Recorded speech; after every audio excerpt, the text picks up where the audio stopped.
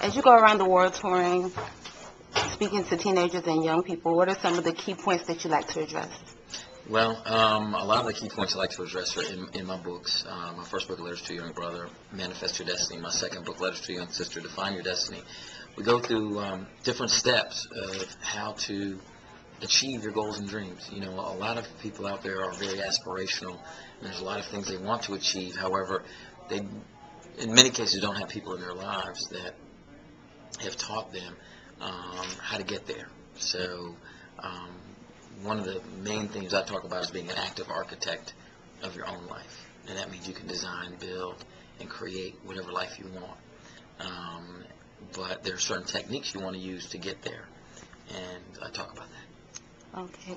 And you referred to those two books as being mentorship on paper. What are some of the more memorable responses that you've received?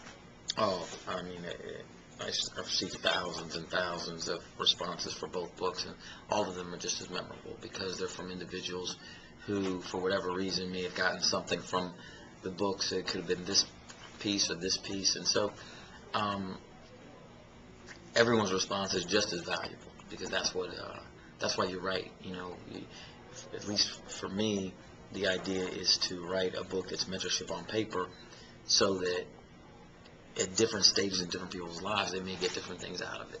And hopefully that's what happens with those books. Hill, what was the impetus that led to the books, this tour, your desire to talk to college students? Well, what happened with the books is that I had been getting asked to speak at a lot of different high schools, middle schools, colleges because of my educational background. The fact that I went to public school, and I have 2 graduate degrees from Harvard, and I'm also an entertainer. Different schools, universities were attracted to having me come and speak. But what would happen, though, is that after I would speak about a lot of the themes that I talk about even today, I would hear from many of the young men talking about their goals, their dreams, like, how do I get there? What do I do to get to what you talked about? What are the things I can do? And I started getting a lot of emails from young men.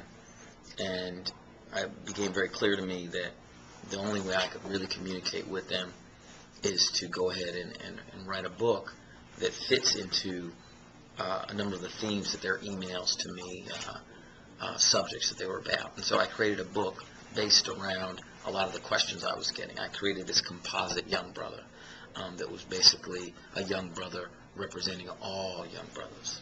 And I did the same thing for young sisters. You are a successful actor. You could have just rested on your laurels and just chilled with that. What is the impetus that makes you want to change the world? Well, you know, I think that there's giving is the only thing that we really have as we journey, because ultimately all we do is take. If you think about it, when we're born, we're taking, we're eating, we're consuming, and then when we become adults or we have the capacity to give, the only thing we can do is figure out ways to give back. And people do it in many different ways.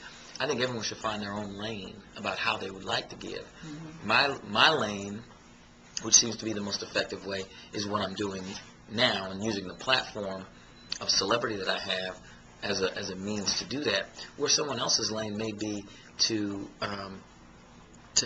have a great family, or mentor a young man or a young woman in their community, or to look out for folks who are disabled or the elderly, or to volunteer at schools or volunteer at church.